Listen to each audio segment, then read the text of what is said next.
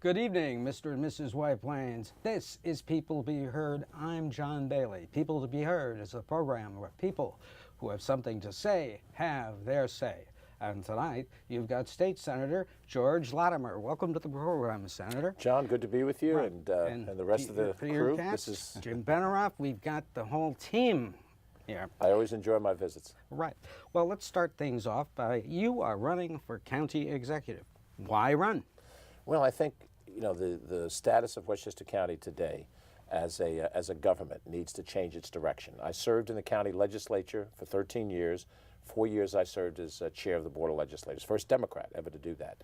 And I left county government to move to the state government to represent these communities at that level. And there's certainly more than enough state issues to keep you occupied, as we've had in our most recent conversations. But when I look at the county government now, particularly the most recent budget that was put together, I see the signs of some very bad policies being made, some very short-sighted policies that I think, if we continue down the path that we're on, are going to create tremendous fiscal problems for the county. And when you have a fiscal problem, it becomes a policy problem, because then you don't have the revenue to do the different things you'd like to do.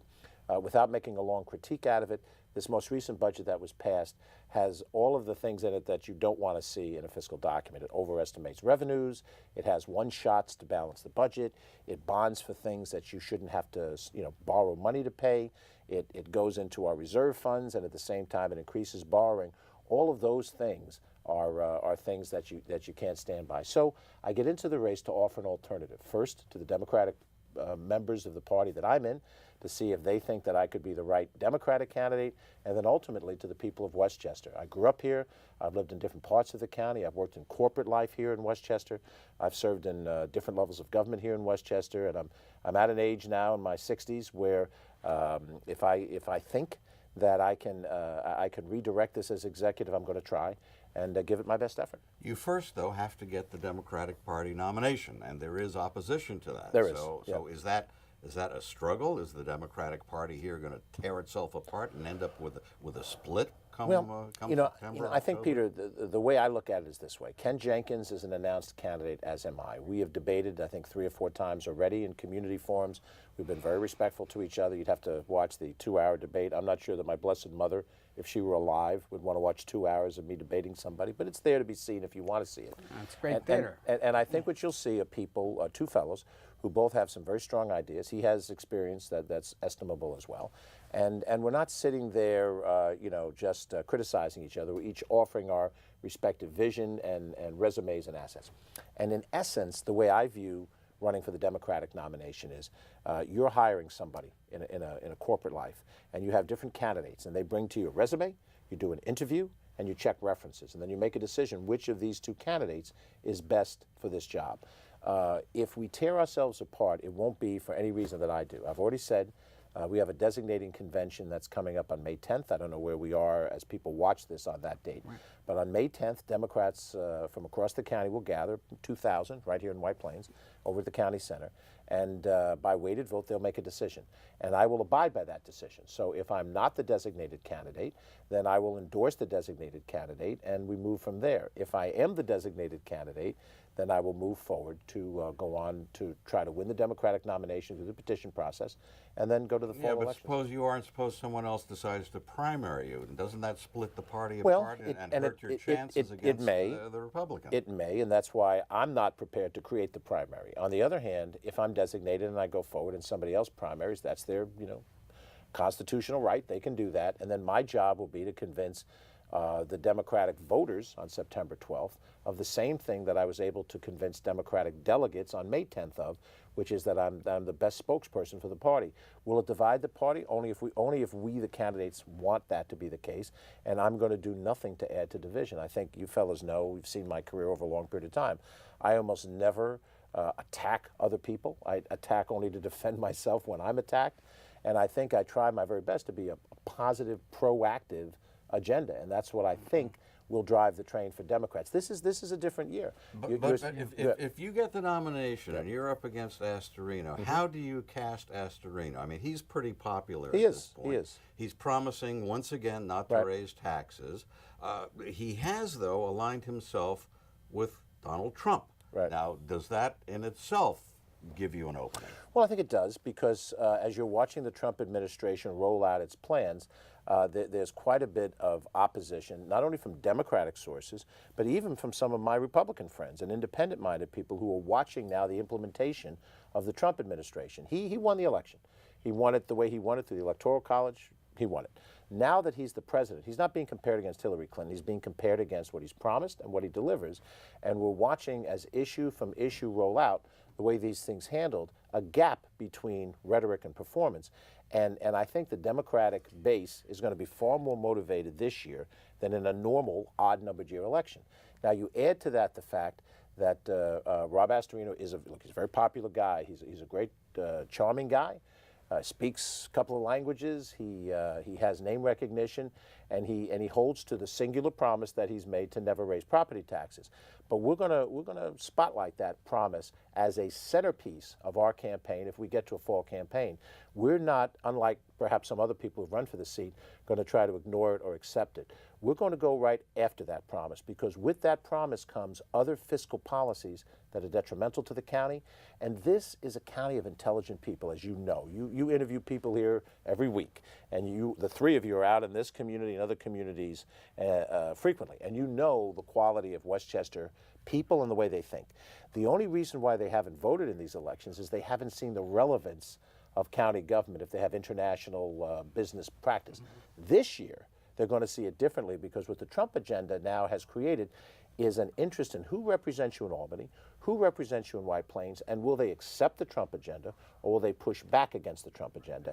You mentioned budget. What are the other issues that you see in Westchester? Affordable housing. I think when you look at White Plains as a city, the viewers here, White Plains has done an admirable job of fighting for affordable housing. So has Yonkers. So has Mamaroneck Town and Portchester and Peekskill. A number of communities have not done their fair share. And the administration under Rob has resisted helping or advancing, unless under duress, other communities doing their fair share, as White Plains already has.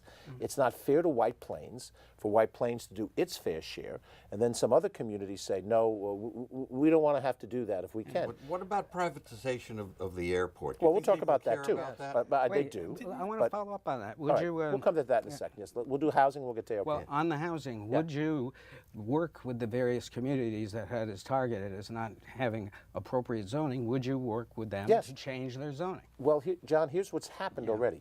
The resistance to cooperation with HUD, and perhaps for some good reasons. I think the original deal was not a favorable deal and needed to be renegotiated. But we've already seen communities like the village of Rybrook and the town of Mamaroneck make adjustments to their zoning to accommodate the HUD recommendations. And we've seen communities like the village of Larchmont and the city of Rye bring on more affordable housing units. Larchmont opened up a 45-unit building. Rye City is under construction on a 41-unit building. What I have found is many of the communities that were identified in the lawsuit were willing, with negotiation, to comply. So I think the real missing piece is, rather than stand in the schoolhouse door criticizing the federal government and get you on Fox News and all that, you get on the Metroliner and you go down to Washington Union Station. You go downstairs on the yellow to get the yellow line of the Metro, and you go to L'Enfant Plaza. I live down there, so I know the geography. When you go upstairs, that's where HUD's located.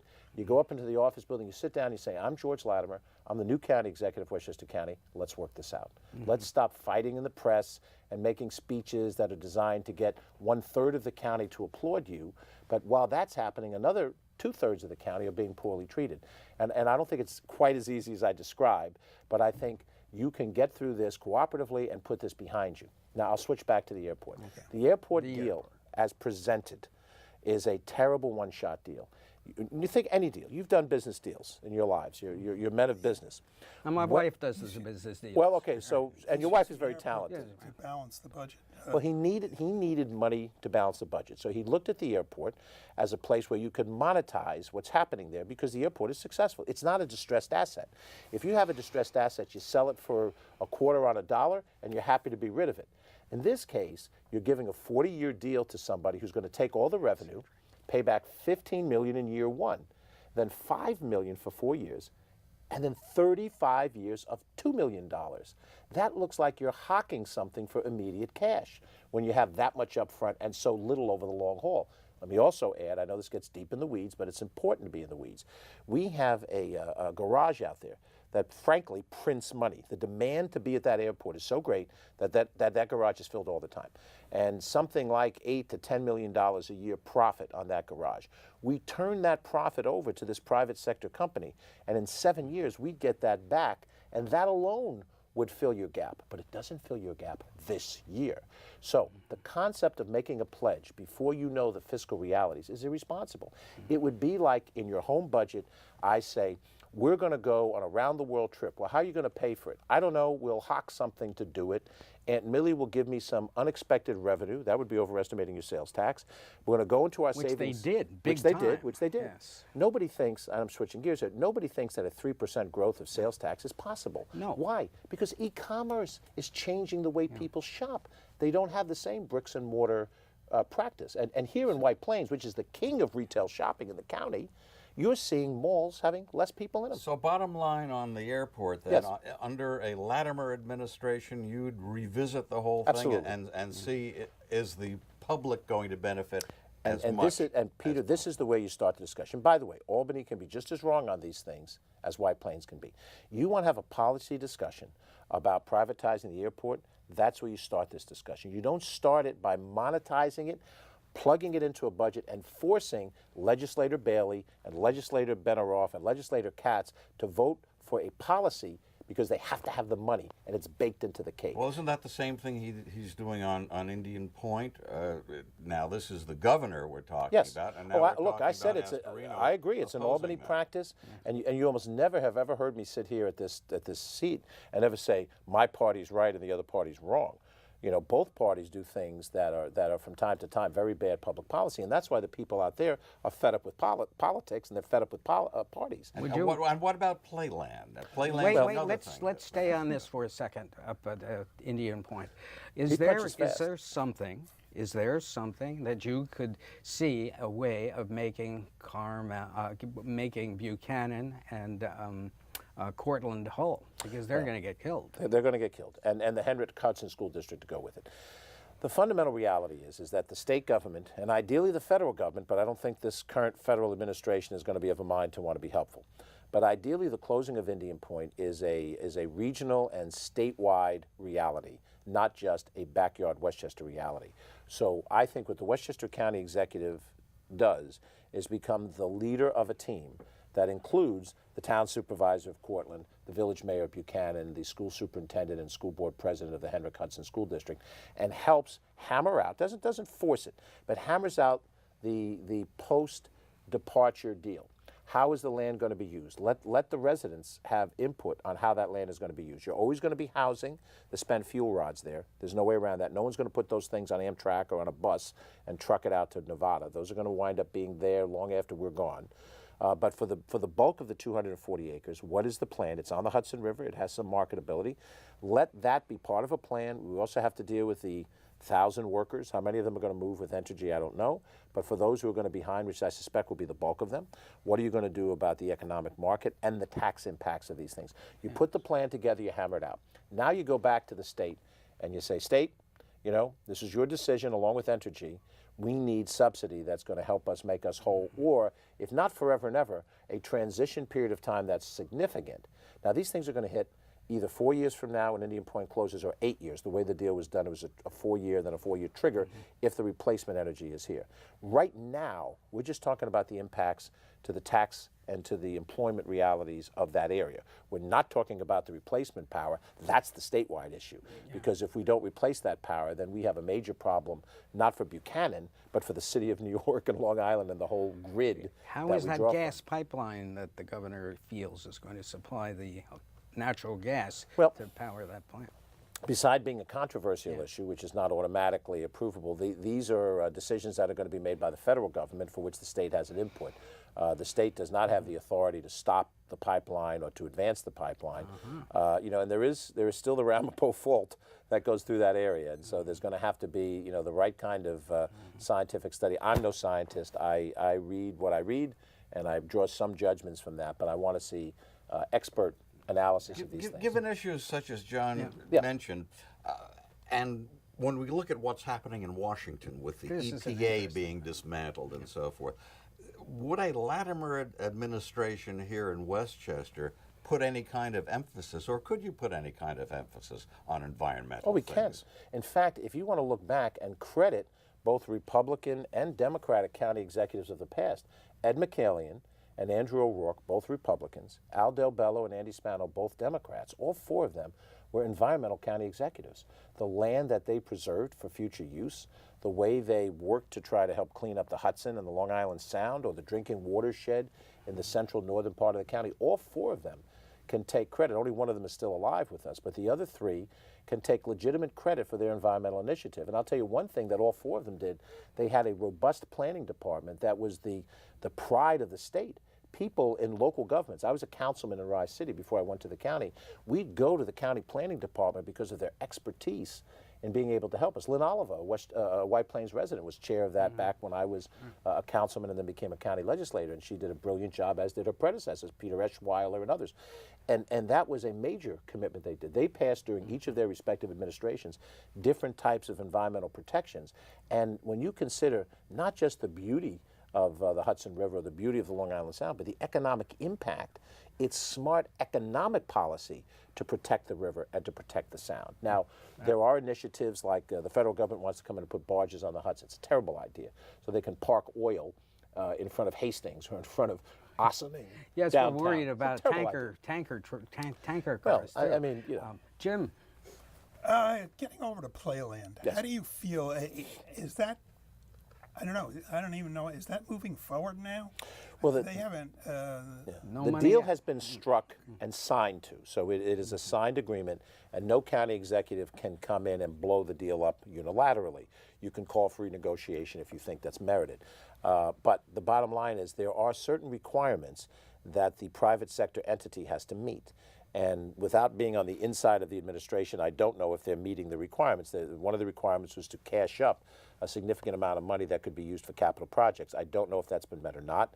There are some deadline dates. And if those dates are met, then the contract potentially becomes, if not null and void, then renegotiable. The thing about Playland, linking it to the airport, linking it, which we didn't talk about, to the spraying pool over in Yonkers, and there are White Plains examples of this because the county government is based here in White Plains. I'm very troubled by the fact that when an issue comes up in county government, that the local municipal officials and the local residents are not part of that discussion.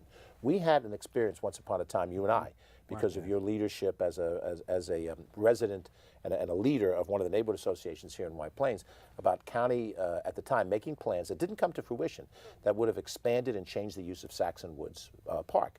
And It that would have turned a public pool into essentially a commercial enterprise. right, with the same mindset as the airport, to monetize an asset for the financial benefit of the county, but not necessarily regarding the impact on the immediate neighborhood. So I'm troubled that White Plains doesn't have a seat at the table when these things are being discussed, that Rye Brook and North Castle and Harrison and the north part of White Plains do not have a seat at the table when the airport's future is being discussed.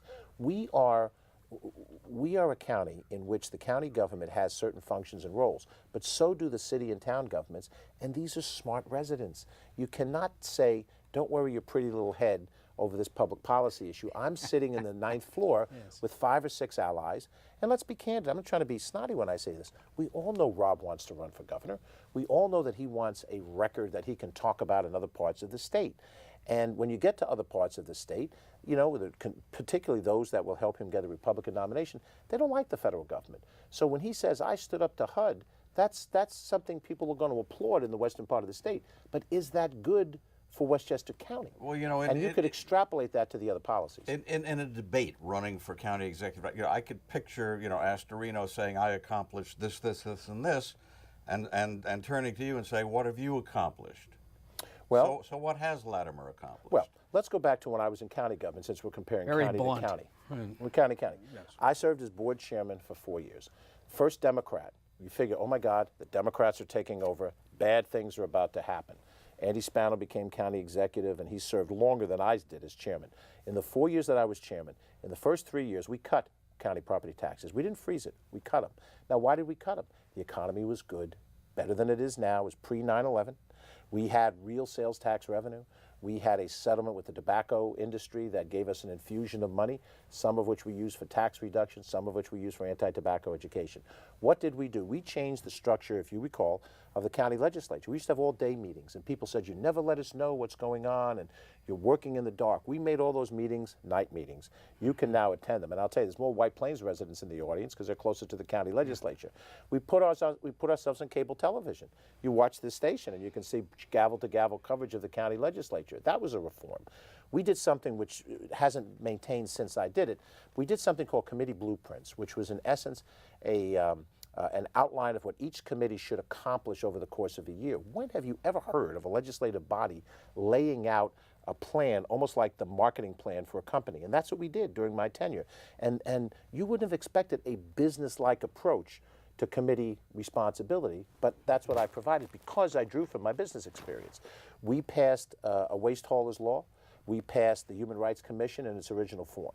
We passed the Safe Gun Storage Act, and we had opposition from the gun community, and at the end of the day, they accepted it, that we didn't have open warfare because it wasn't about confiscation, it was about safe gun storage. We did a lot of things that were very practical and smart during my tenure. That's what I did when I was in county government. Now, I've been out of county government for 13 years, and you can certainly argue what's happened over those 13 years. But if you want to compare record to record, let's do that. And if you want to compare tax record to tax record, the very years in the county government were the years that Rob Astorino was a town councilman in Mount Pleasant. We'll take a look at those tax levels in Mount Pleasant to make it we all know apples. that Republicans say you elect a Democrat, you get tax and spend. Right.